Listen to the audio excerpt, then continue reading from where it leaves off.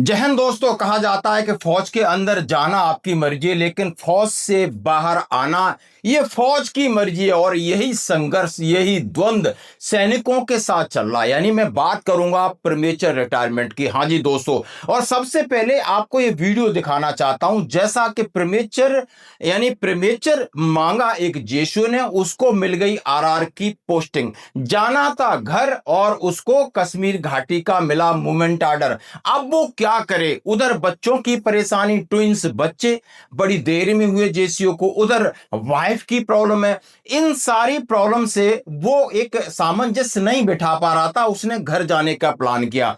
घर तो गया नहीं, आरआर में पोस्टिंग आ गई और सीधा गुवाहाटी कोर्ट में खड़ा हो जाता है और वहां पर मामले की सुनवाई होती है। आप देखिए, वहां पर जज साहब हैं, सेना के मेजर साहब हैं, एडवोकेट हैं और स्वयं वो जेसु है। तो आप इस वीडियो को जरा देखिए, फिर मैं बात करता हूं। तो yes Saurabh, what do you want to say? क्या बोलना है आपको साहब? मैं बोलना कि जानना चाहता हूँ साहब। Before she starts, my lord, may I make a submission on behalf of my client? Yes. I'm appealing for Saurabh Kumar. Yes. My lord, although your lordship has dealt with the matter as regards the issue of minor, but regarding the other issue, regarding the health of his parents, he has also taken a plea in his representation. You have gone still. There is some problem with your mic and your video.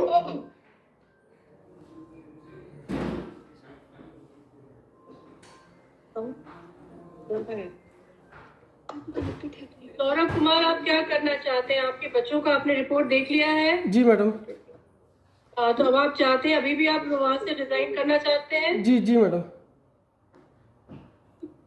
क्योंकि बच्चे को भी care भी करना है सब कुछ।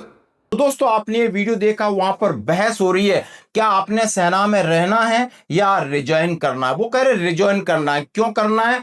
कि मेरी बीबी बीमार रहती है और मुझे लेट बच्चे हुए। यानी जैसे आप समझ सकते हो, आरआर के अंदर आईवीएफ की फैसिलिटीज है हमारे जेशु जवानों के लिए। वहां पर ट्विंस मैक्सिमम ही होता है इसमें आईवीएफ में। तो 2 बच्चे पैदा हुए, अब संभाले कौन, वो दिक्कत आ रही है। तो फिर मेंटली इतना प्रेशर बंदे पास हो जाता है कि वो नायब सूबेदार है, नौकरी कर सकता है, अच्छी नौकरी, अच्छी तनख्वाह, सुविधाएं, लेकिन क्या करे, अपना सामंजस्य नहीं बिठा पा रहा है। तो उसने सोचा कि नहीं, अब मुझे फौज छोड़ देनी चाहिए, क्योंकि मैं फौज के लिए जो मुझे देना चाहिए वो दे नहीं पा रहा हूं, क्योंकि मैं मानसिक रूप से कहीं ना कहीं डिस्टर्ब हूं।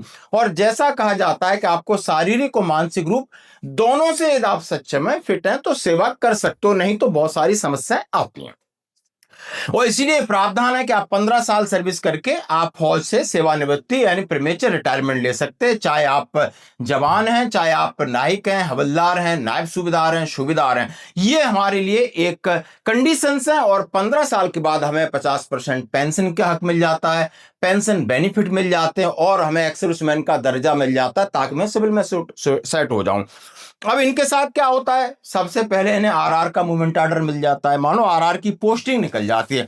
और उसके बाद द गुवाहाटी हाई कोर्ट में ये गुहार लगाते हैं। उसका वीडियो आपने देखिया, और ये लेटर भी साथ में मैं आपको दिखा रहा हूं। अब मामला होता है, वहां स्टे मिल जाती है। अब स्टे मिल जाती है, अब पोस्ट पीएमआर का क्या करें, रिटायरमेंट के लिए क्या करें, फिर एएफटी में दोबारा केस लगाते हैं। एएफटी में भी केस जीत जाते हैं और उन्हें आदेश मिल जाता है कि नहीं, सरकार को आदेश दिया कि इन्हें आप प्रीमेचर रिटायरमेंट भेज दिए। लेकिन वहां पर भी फिर फंदा फंस जाता है। रिकॉर्ड कहता है कि ऐसी कोई पॉलिसी नहीं, इनका सीनियरिटी में नाम है आएगा, हम दिल्ली भेज देते हैं।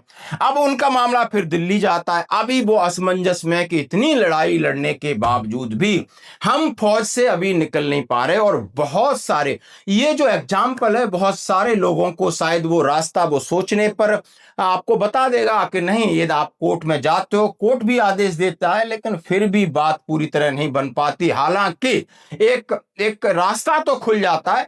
तो सेना की भी जरूरत है, जेशु जवानों को कमी है, लेकिन जब कहते हैं कि यार हमारा मन नहीं लग पा रहा है, हमारे घर की समस्याएं, हमारे माता पिता की समस्याएं, या लाइफ में वैसे फौज की बहुत सारी चुनौतियां होती हैं, और ये चुनौतियों को हम जब भी 100% रिस्पॉन्स कर पाते हैं जब हम मानसिक रूप से होना चाहिए। और शारीरिक रूप से थोड़ा बहुत हम दवाई दारू करके अपना एडजस्ट कर लेंगे, लेकिन यहाँ की प्रॉब्लम यहाँ तक पहुँचती है, फिर बंदा थक जाता है, हार जाता है। तो दोस्तों ये वीडियो देख करके आपको कमेंट्स करना होगा कि प्रीमेच्योर की जो लड़ाई है ये बहुत लंबी है।